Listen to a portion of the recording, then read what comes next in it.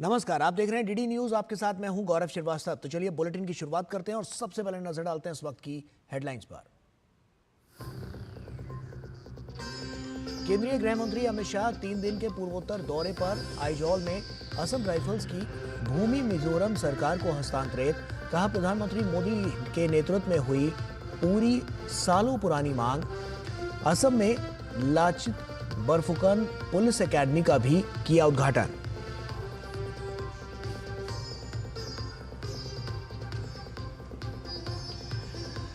केंद्रीय मंत्री अश्विनी वैष्णव का तमिलनाडु दौरा। चेन्नई के थायूर हाइपर लूप परियोजना का किया निरीक्षण। रेल मंत्रालय के सहयोग से आईआईटी मद्रास द्वारा विकसित परियोजना से ट्रेनों के संचालन में मिलेगी मदद।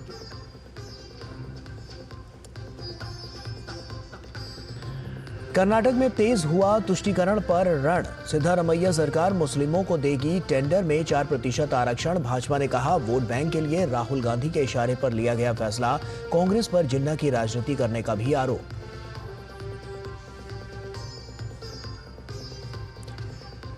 झारखंड और पश्चिम बंगाल में होली के त्योहार पर हिंसा।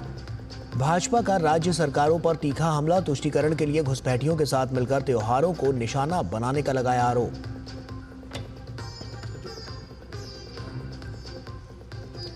और तेलंगाना में 6 महिला नक्सलियों समेत 64 माओवादियों ने किया आत्मसमर्पण। आत्मसमर्पण करने वाले माओवादियों में से एक एरिया कमेटी सदस्य छत्तीसगढ़ के बीजापुर और सुकमा में थे सक्रिय।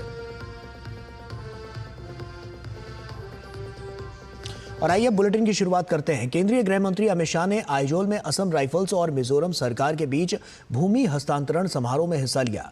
गृह मंत्री ने समारोह को संबोधित करते हुए कहा कि 32 से 35 साल पुरानी मांग आज मोदी सरकार के नेतृत्व में पूरी हो गई है। यह हस्तांतरण असम राइफल्स और मिजोरम सरकार के बीच एक महत्वपूर्ण मील का पत्थर है। अमित शाह ने भविष्य के विकास के लिए स्थानांतरण के महत्व और केंद्र और राज्य सरकारों के बीच सहयोग को मजबूत करने पर जोर दिया।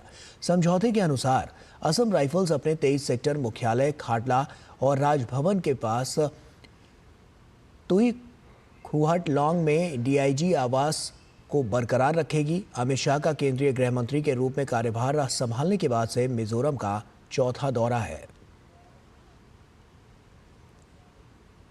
35 साल से मिजोरम के विकास के लिए, आइजोल के विकास के लिए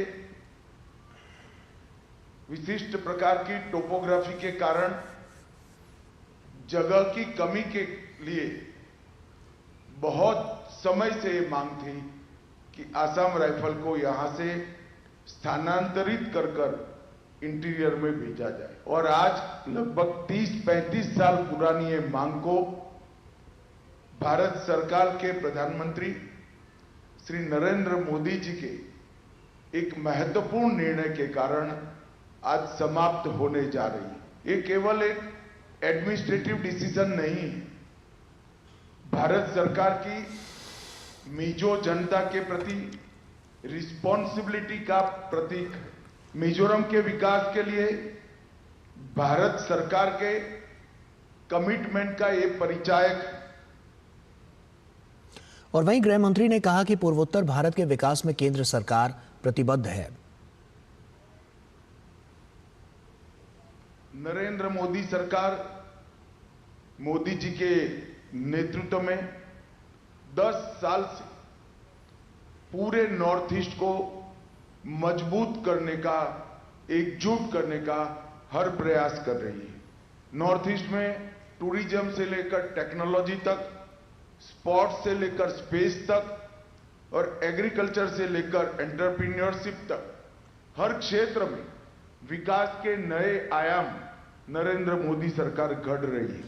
आजादी से 2014 तक देश के सभी प्रधानमंत्रियों ने 21 बार नॉर्थ ईस्ट का टूर किया था और मोदी जी अब तक 78 टाइम नॉर्थ ईस्ट में आए।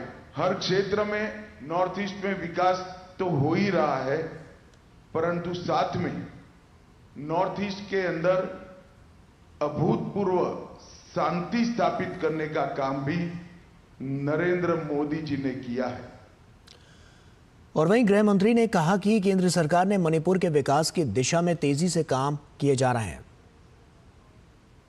मिजोरम की बात करें तो 2500 करोड़ रुपए की लागत से नेशनल हाईवे 502A पर एक पैकेज 1 और पैकेज 3 को शुरू करना, 1742 करोड़ से आइजोल और कोलोसिब जिलों में नेशनल हाईवे 6 पर 4 लेन रोड का निर्माण करना, 1600 करोड़ से आइजोल टुईपंग नेशनल हाईवे 54 को डबल लेन करने का काम, एयरवेज के में 10 हेलीपैड 2 करोड़ की लागत से हमने बनाए, 5000 करोड़ की लागत से बैराबी सैरांग रेलवे को हमने शुरू किया है, 600 करोड़ रुपीस की लागत से 164 बेड सुपर स्पेशलिटी अनुसंधान केंद्र रिसर्च सेंटर आज मिजोरम में बन रहा है, 314 मोबाइल टावर लगाकर मिजोरम में एयर कनेक्टिविटी को सुनिश्चित करने का काम, मोबाइल कनेक्टिविटी को सुनिश्चित करने का काम किया गया है। और केंद्रीय इलेक्ट्रॉनिक्स और सूचना प्रौद्योगिकी मंत्री आज अश्विनी वैष्णव तमिलनाडु के दौरे पर रहे। उन्होंने तिरुवल्लूर जिले में श्रीपेरुंबंदूर के पास इलेक्ट्रॉनिक्स फैक्ट्री जेटवर्क का उद्घाटन किया। साथ ही चेन्नई में देश के पहले हाइपरलूप टेस्ट ट्रैक के प्रोटोटाइप मॉडल का निरीक्षण किया। इसके जरिए देश ने हाई स्पीड ट्रैवल की दिशा में ऐतिहासिक कदम बढ़ाया है। केंद्रीय मंत्री ने कहा कि सरकार और शिक्षण संस्थान मिलकर भविष्य के ट्रांसपोर्ट में इनोवेशन कर रहे हैं। केंद्रीय इलेक्ट्रॉनिक्स और सूचना प्रौद्योगिकी मंत्री अश्विनी वैष्णव ने तमिलनाडु के तिरुवल्लूर जिले में श्रीपेरुंबंदूर के पास एक निजी इलेक्ट्रॉनिक्स फैक्ट्री जेटवर्क का उद्घाटन किया। उन्होंने इस सुविधा में विस्तार परियोजनाओं की आधारशिला भी रखी। उन्होंने कहा कि श्रीपेरुंबंदूर के पास पिलईपक्कम और मनालूर में 2 स्थानों पर 1112 करोड़ के निवेश से इलेक्ट्रॉनिक्स इकाइयां स्थापित की जाएंगी। उन्होंने कहा कि ये इकाइयां हमारे इलेक्ट्रॉनिक्स उत्पादन के विकास को और गति प्रदान करेंगी। 2 electronics manufacturing clusters with investment of 1,112 crore, one at Pillaipakam, second Manalur. So these 2 will be set up as very large electronics manufacturing clusters. उन्होंने कहा कि प्रधानमंत्री नरेंद्र मोदी के नेतृत्व में बीते 1 दशक में देश में इलेक्ट्रॉनिक्स उत्पादन काफी बढ़ा है। आज इलेक्ट्रॉनिक उत्पाद देश की दूसरी सबसे बड़ी निर्यात सामग्री बन गई है। Today, electronics has become the second largest export item in the country, overtaking many conventional industries which had developed export over decades, and just see within 1 decade electronics has become the second largest. Rail मंत्री अश्विनी वैष्णव ने चेन्नई में देश के पहले hyperloop test track के उप prototype model का निरीक्षण किया। भारत ने हाई स्पीड ट्रेवल की दिशा में ऐतिहासिक कदम बढ़ाते हुए IIT मद्रास में पहला हाइपरलूप टेस्ट ट्रैक तैयार किया है। यह तकनीक 1000 किलोमीटर प्रति घंटा की रफ्तार हासिल कर सकती है। रेल मंत्रालय के सहयोग से विकसित इस प्रोजेक्ट के माध्यम से भविष्य में दिल्ली से जयपुर जैसी लंबी दूरी को मात्र 30 मिनट में तय किया जा सकता है। यह टेस्ट ट्रैक IIT मद्रास परिसर में स्थित है और इसकी लंबाई 422 मीटर है। यह टेक्नोलॉजी वैक्यूम ट्यूबों में विद्युत चुंबकीय तरीके से तैरने वाले पॉड्स का उपयोग करती है, जिससे फ्रिक्शन और वायु प्रतिरोध समाप्त हो जाता है। इससे यह लगभग 761 मील प्रति घंटा की गति तक पहुंचने में सक्षम होती है। इस पर रेल मंत्री अश्विनी वैष्णव ने कहा कि सरकार और शिक्षण संस्थान मिलकर भविष्य के ट्रांसपोर्ट में इनोवेशन कर रहे हैं। इस प्रोजेक्ट के लिए फंड रेल मंत्रालय द्वारा दिया गया है। ये पॉड मैग्नेटिक लेविटेशन यानी ट्रैक के ऊपर नहीं चलेगा, ट्रैक से ऊपर उठ के चलेगा। इस तरह का इसका एक्सपेरिमेंटेशन हो रहा है। काफी अभी जर्नी बाकी है, अभी एक्सपेरिमेंटल स्टेज पे है और रेलवे की तरफ से पूरा सपोर्ट है, इंडस्ट्री की तरफ से पूरा सपोर्ट है, भारत सरकार की तरफ से पूरा सपोर्ट है। इसके साथ ही कार्यक्रम में शामिल हुए युवा इंजीनियरों और छात्रों ने हाइपर लूप पर रेल मंत्री अश्विनी वैष्णव और रेलवे अधिकारियों को इसकी विस्तृत जानकारी दी। Bureau report, DD news. और कर्नाटक सरकार ने 7 मार्च को जब बजट पेश किया था तब से ही मुख्यमंत्री सिद्धारमैया सवालों के घेरे में है। तब जो घोषणा की गई थी, आज राज्य मंत्रिमंडल ने उसकी पुष्टि कर दी कि सार्वजनिक निर्माण कार्यों के 4% ठेके अब श्रेणी 2B के तहत मुसलमानों के लिए आरक्षित किए जाएंगे। इसे लेकर भाजपा राज्य सरकार पर हमलावर हो गई है और इसे कांग्रेस की तुष्टीकरण की नीति करार देते हुए इस आरक्षण के निर्णय को संविधान की मूल भावना के खिलाफ बताया है। हालांकि अब राज्य सरकार बचाव की मुद्रा में नजर आ रही है। कर्नाटक में तेज हुआ तुष्टीकरण पर रण, मुस्लिमों को मिलेगा ठेके में आरक्षण। भाजपा का कांग्रेस पर जोरदार वार, जिन्ना की राजनीति करने का आरोप। कर्नाटक में सिद्धारमैया मंत्रिमंडल के एक फैसले से एक बार फिर तुष्टीकरण की राजनीति को लेकर घमासान शुरू हो गया है। फैसले से आक्रामक भाजपा ने तो कांग्रेस पर जिन्ना की राजनीति करने का आरोप लगा दिया है। दरअसल कर्नाटक सरकार ने कर्नाटक सार्वजनिक खरीद पारदर्शिता अधिनियम में संशोधन को मंजूरी दे दी है। इसका उद्देश्य मुस्लिम ठेकेदारों को निविदाओं में 4% आरक्षण प्रदान करना है। जानकारी के अनुसार शुक्रवार को मुख्यमंत्री सिद्धारमैया की अध्यक्षता में विधानसभा के कैबिनेट हॉल में हुई बैठक में ये निर्णय लिया गया और तय किया गया कि KTPP अधिनियम में चालू विधानसभा सत्र में पेश करने के बाद संशोधन किया जाएगा। इससे पहले 7 मार्च को कर्नाटक सरकार का बजट पेश करते हुए मुख्यमंत्री सिद्धारमैया ने पुष्टि की थी कि सार्वजनिक निर्माण कार्यों में 4% ठेके अब श्रेणी 2B के तहत मुसलमानों के लिए आरक्षित किए जाएंगे। राज्य के उप मुख्यमंत्री DK शिवकुमार का कहना है कि ये व्यवस्था राज्य के सभी अल्पसंख्यक समुदाय के लिए है। 4% reservation is not for Muslims. It is for all sections of minorities and backward classes. एक और कर्नाटक सरकार अपने फैसले के पक्ष में दलील दे रही है, तो वहीं भाजपा आरक्षण के निर्णय को संविधान की मूल भावना के खिलाफ बता रही है। भाजपा के राष्ट्रीय प्रवक्ता रविशंकर प्रसाद ने इसे तुष्टीकरण की राजनीति करार दिया है। उनका कहना है कि राहुल गांधी के इशारे पर वोट बैंक की राजनीति के लिए कांग्रेस ऐसे फैसले ले रही है। साथ ही भाजपा ने इसे जिन्ना की राजनीति करार दिया है। कर्नाटक सरकार ने अपने बजट में मुसलमानों के लिए 4% आरक्षण की घोषणा की है। अभी तक नौकरी तक समझते थे, अब सरकारी ठेकों में भी रिजर्वेशन हो रहा है। कम्युनल पॉलिटिक्स और वोट बैंक पॉलिटिक्स को एक नया आयाम दिया जा रहा है। जिन्ना चले गए, जिन्ना की पॉलिटिक्स करने वालों को छोड़ गए। वहीं केंद्रीय मंत्री अर्जुन राम मेघवाल ने भी फैसले पर कड़ा एतराज जताते हुए कांग्रेस को नसीहत दे डाली कि उसे प्रधानमंत्री नरेंद्र मोदी से तुष्टीकरण के बजाय संतुष्टीकरण पर बल देना सीखना चाहिए। कुछ ऐसे दल हैं जो तुष्टीकरण की राजनीति करते हैं। प्रधानमंत्री मोदी जी तुष्टीकरण की बजाय संतुष्टीकरण पे बल देते हैं। जहां भाजपा इस फैसले को संविधान विरोधी बताते हुए लगातार विरोध करने का ऐलान कर रही है, वहीं सिद्धारमैया सरकार इसे लागू करने की इतनी जल्दी में है कि वो चालू बजट सत्र में संशोधन का बिल विधानसभा में लाने का मन बना चुकी है। Bureau report, DD news. और वक्त यहाँ पर एक छोटे से ब्रेक का हो गया है, जल्द हाजिर होते हैं।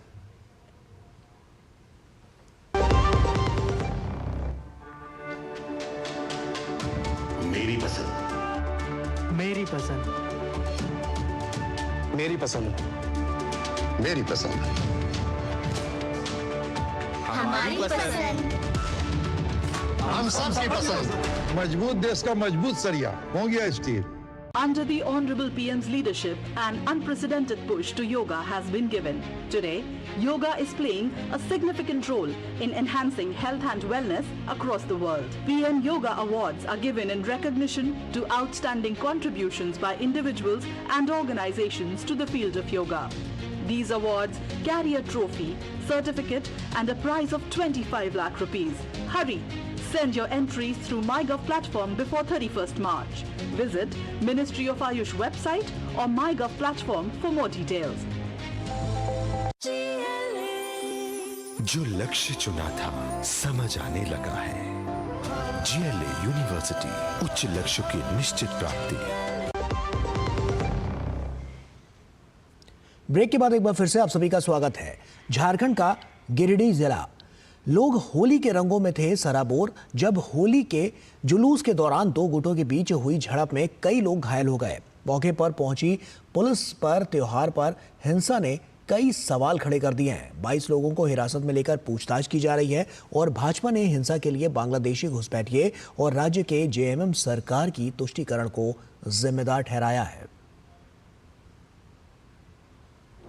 झारखंड में होली पर हिंसा, भाजपा का राज्य सरकार पर हमला, तुष्टीकरण के लिए घुसपैठियों से मेल, हिंदू त्योहार पर हो रहा है हिंसा का खेल।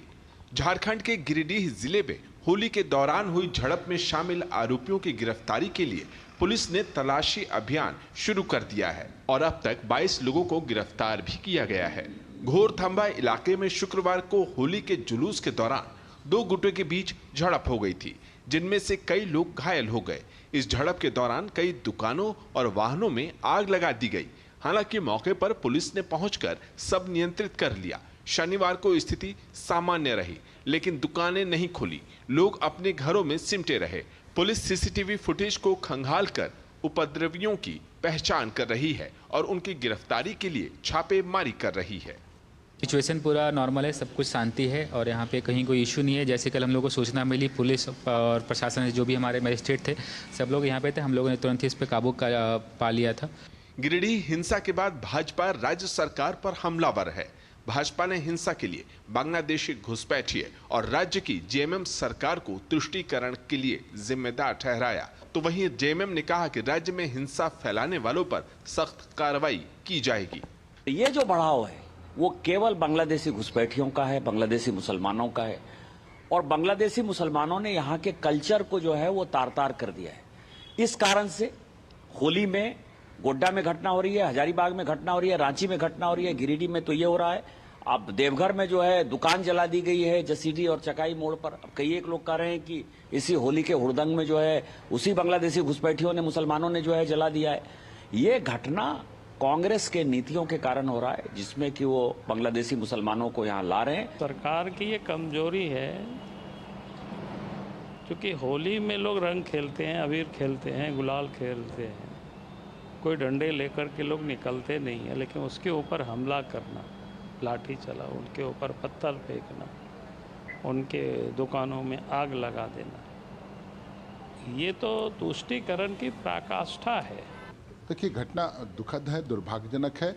झारखंड में अमन, चैन, शांति पर एक चुनौती और जो कुछ बीमार मानसिकता वाले लोग हैं जो किसी भी तरफ प्रभोग करते हैं, धार्मिक उन्माद फैलाते हैं, दो धर्मों के बीच वैमनस्यता फैलाना, यही उनका काम है। गिरिडीह हिंसा पर उत्तर प्रदेश के मंत्री संजय कुमार निषाद ने कहा कि भाजपा शासित राज्यों की कानून व्यवस्था और दूसरी पार्टी के शासन में यही अंतर है। यूपी में पूरी तरह से शांति से होली निपट गई, तो वहीं झारखंड में हिंसा हुई।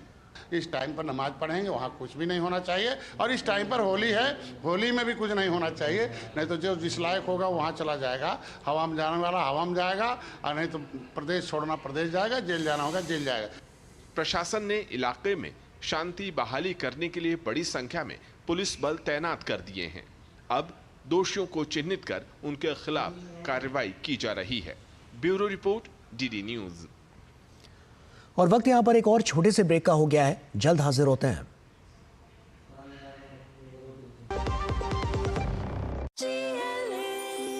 जो लक्ष्य चुना था समझ आने लगा है। GLA यूनिवर्सिटी, उच्च लक्ष्य की निश्चित प्राप्ति। मुथूट फाइनेंस पेश करते हैं गोल्ड लोन मेला। गोल्ड लोन लेने पर और कस्टमर रेफर करने पर पाइए सुनहरा मौका, लाखों के गिफ्ट वाउचर जीतने का, साथ ही साथ जीते आप 24 कैरेट खरा सोना। गोल्ड लोन लेने के लिए आज ही मुथूट फाइनेंस की ब्रांच में जाइए या फिर कॉल कीजिए 1-800-313-1212।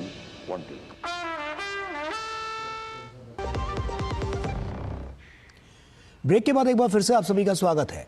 पश्चिम बंगाल में तो होली को लेकर राज्य सरकार के रवैये और निर्देशों पर पहले ही विभाजनकारी सोच के आरोप लग रहे थे, लेकिन बीरभूम में होली पर जो हिंसा की खबर आई उसे लेकर ममता बनर्जी सरकार पर पुलिस और प्रशासन पर निष्क्रियता का आरोप लग रहा है, क्योंकि तामलुक, नंदकुमार और कई अन्य जगहों पर भी झड़पें हुई। भाजपा का आरोप है कि पश्चिम बंगाल सरकार सांप्रदायिक हिंसा की घटनाओं को छिपाने की कोशिश कर रही है। बीरभूम में होली पर हिंसा, इंटरनेट सेवा निलंबित, भारी पुलिस बल तैनात। भाजपा ने ममता सरकार पर साधा निशाना। क्या मामले को दबाने की हो रही है कोशिश? पश्चिम बंगाल के बीरभूम जिले के सैंथिया में होली पर दो समूहों के बीच झड़प के बाद स्थिति तनावपूर्ण हो गई। मामले में पुलिस ने 21 लोगों को गिरफ्तार किया है। राज्य सरकार ने अफवाहों को रोकने के लिए सैंथिया शहर और 5 अन्य निकटवर्ती पंचायत क्षेत्रों हटोरा, मठपालसा, हरिसरा, दरियापुर और फुलुर में 17 मार्च तक इंटरनेट सेवाएं निलंबित कर दी हैं। एक अधिकारी के मुताबिक सूचना मिलने के बाद पुलिस तुरंत मौके पर पहुंची और स्थिति को नियंत्रण में किया। उन्होंने बताया कि हिंसा में दोनों समूहों के कुछ लोगों को मामूली चोटें आईं और उन्हें चिकित्सा सहायता दी गई। अधिकारी ने बताया कि कानून व्यवस्था की स्थिति बनाए रखने के लिए क्षेत्र में अतिरिक्त बल तैनात किया गया है। इस पर भाजपा नेता और पश्चिम बंगाल विधानसभा में नेता प्रतिपक्ष सुवेंदु अधिकारी ने ममता बनर्जी सरकार की आलोचना की है और पुलिस पर विभाजनकारी और तुष्टीकरण की राजनीति करने का आरोप लगाया है। सुवेंदु अधिकारी ने कहा कि इंटरनेट सेवाओं पर यह प्रतिबंध न केवल राज्य में कानून और व्यवस्था की स्थिति के बिगड़ने का सबूत है, बल्कि प्रशासन की ओर से स्थिति को नियंत्रित करने में असमर्थता की स्वीकृति भी है। सिर्फ बीरभूम ही नहीं, पश्चिम बंगाल में तामलुक, नंदकुमार और कई अन्य जगहों पर झड़पें हुईं। पश्चिम बंगाल सरकार अपनी साख बचाने के लिए सांप्रदायिक हिंसा की घटनाओं को छिपाने की पूरी कोशिश कर रही है। मैं केंद्रीय गृह मंत्रालय और महामहिम बंगाल के राज्यपाल से आग्रह करना चाहूँगा कि वे राज्य में कानून और व्यवस्था की बिगड़ती स्थिति के बारे में पश्चिम बंगाल के मुख्य सचिव से रिपोर्ट मांगें। मुख्य सचिव को केंद्रीय गृह मंत्रालय और राज्यपाल कार्यालय को एक उचित रिपोर्ट भेजनी चाहिए, जिसमें पिछले कुछ दिनों में पश्चिम बंगाल में हो रही हिंसक घटनाओं का वास्तविक और ईमानदार विवरण हो। वहीं भाजपा विधायक अग्निमित्र पोल ने ममता बनर्जी सरकार पर तुष्टीकरण की राजनीति करने का आरोप लगाया, तो वहीं केंद्रीय मंत्री और पश्चिम बंगाल भाजपा अध्यक्ष सुकांत मजूमदार ने कहा कि पुलिस का इस हद तक राजनीतिकरण हो गया है कि पुलिस अपना प्रभाव खो चुकी है। पश्चिम बंगाल की पुलिस को ममता बनर्जी ने पूरी तरीके से खत्म कर दिया। ये जो प्रोफेशनलिज्म होता है पुलिस का, इसका पूरा खत्म पुलिस मंत्री ने, पुलिस मिनिस्टर ने, होम मिनिस्टर ने कर दिया। प्रशासन और ममता बनर्जी तुष्टीकरण का राजनीति कर रहे हैं। माने करते जाओ, हिंदू के ऊपर अत्याचार करते जाओ। बीरभूम जिले के सैंथिया में प्रशासन ने कुछ आरोपियों को पकड़ा है, बाकी की तलाश की जा रही है। लेकिन जिस तरह से इंटरनेट सेवा बंद की गई है, उससे ममता सरकार की मंशा पर भी सवाल उठना लाजमी है। Bureau report, DD news. राष्ट्रीय राजधानी में शनिवार को हवा की गुणवत्ता में बड़ा सुधार देखा गया।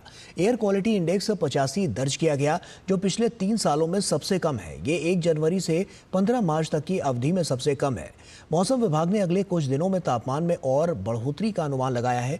दिल्ली में हवा की गुणवत्ता में सुधार एक बड़ी राहत की खबर है। वायु गुणवत्ता प्रबंधन आयोग के अनुसार ये साल का पहला दिन है जब AQI संतोषजनक श्रेणी में आया है। संतोषजनक श्रेणी का मतलब है कि AQI 50 से 100 के बीच है। दिल्ली में मार्च के महीने में संतोषजनक AQI पिछले 5 सालों में यानी 2020 के बाद पहली बार दर्ज किया गया है। एयर क्वालिटी इंडेक्स हवा में मौजूद प्रदूषकों की मात्रा को मापता है। ये संख्या जितनी कम होती है, हवा उतनी ही साफ होती है। दिल्ली NCR में शुक्रवार शाम को कुछ इलाकों में हल्की बारिश हुई थी, जिससे एयर क्वालिटी में सुधार हुआ था। भारत के पब्लिक ब्रॉडकास्टर प्रसार भारती को हॉकी इंडिया द्वारा आयोजित हॉकी इंडिया वार्षिक पुरस्कार 2024 में अमूल्य योगदान के लिए जमन लाल शर्मा पुरस्कार से सम्मानित किया गया। शनिवार को नई दिल्ली में आयोजित एक भव्य समारोह में प्रसार भारती बोर्ड के अध्यक्ष नवनीत कुमार सहगल ने पुरस्कार ग्रहण किया।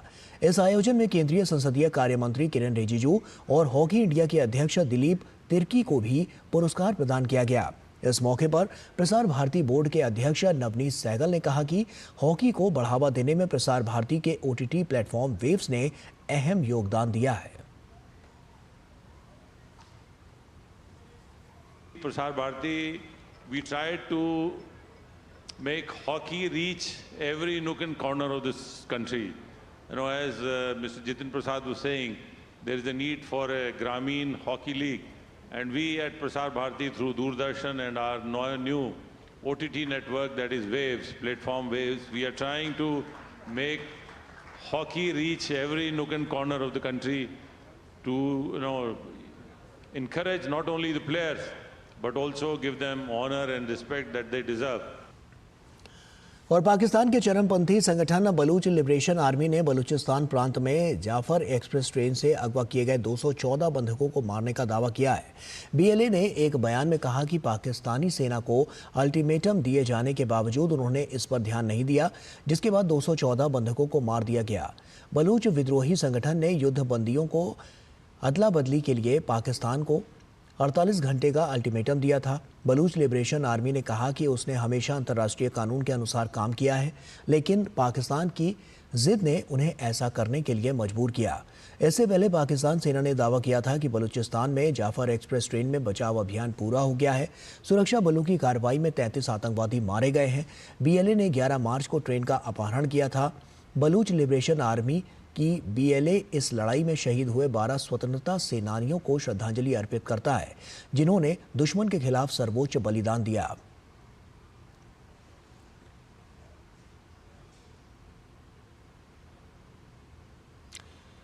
और इसी के साथ फिलहाल इस बुलेटिन में इतना ही। दीजिए इजाजत। नमस्कार।